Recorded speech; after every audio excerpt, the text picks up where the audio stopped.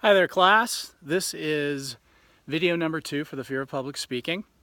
Both of these videos reflect the PDF attachment page, and it breaks management of anxiety down to 2 areas, internally and externally. Internally is doing things to internally motivate ourselves. First and foremost, the catchphrase, and then you'll see on the form it also says acknowledging and exploiting our gifts. That's acknowledging that we as individuals all have things that we can lean on to give us strength. Everybody has something they're good at. Lean on that. 3, imposing your will on the audience. That basically means that you need to be focused on the intent of your message. If you're selling something, you need to be thinking they're buying.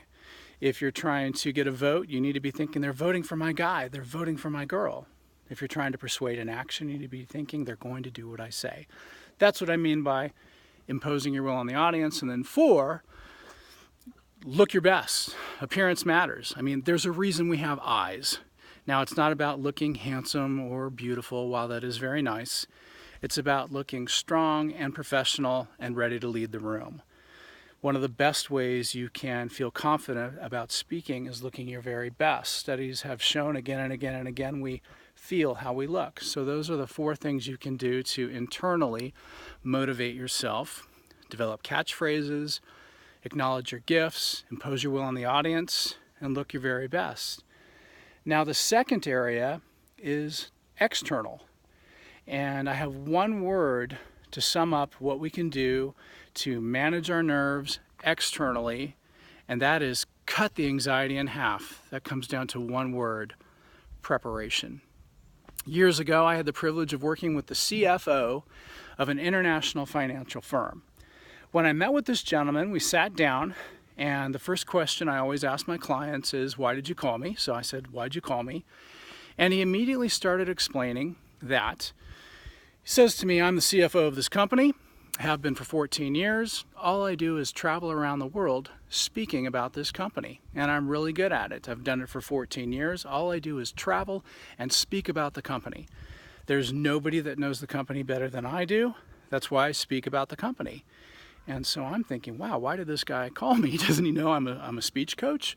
Well, then all of a sudden he stopped, and he said, "But last week, in the middle of my presentation, my mind went absolutely blank." And I actually turned to a colleague and lied. I turned to my friend and said, "Dude, I've got food poisoning. You got to finish the presentation for me." And he ran out of the room. He continued to tell me he doesn't know what happened. His mind just went blank. And now the thought of ever giving another speech makes him want to curl up into the fetal position and, to quote him, cry like a baby. So I looked at him and I said, "Okay, sir, tell me how you prepared for that presentation." His response to that question told me everything I needed to know. He looked at me and he said, "What do you mean?" And I said, "Well, you need to tell me how you prepared for that presentation." He got incredibly defensive and he said, "I didn't prepare. I'm the CFO of the company. I know everything there is to know about the company. I have been the CFO for 14 years. All I do is speak about the company. There's nobody that knows the company better than me." I looked at him and I said, "Sir, it doesn't matter how much you have in your head if you do not have a plan to deliver it.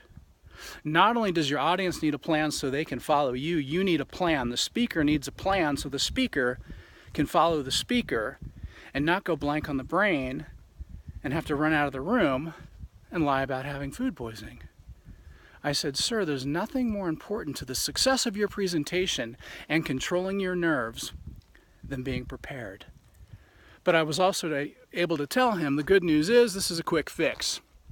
I'm going to show you how to organize your mind, your thoughts, and properly prepare for each and every presentation so that this never ever happens again. And with that, it's important for you, the class, to know that if you truly want to control those nerves, cutting them in half by 50%, all you have to do is be prepared. And in this class, we're going to learn how to properly prepare so we not only deliver strong, excellent presentations, but we do it with absolute confidence. I look forward to hearing from you.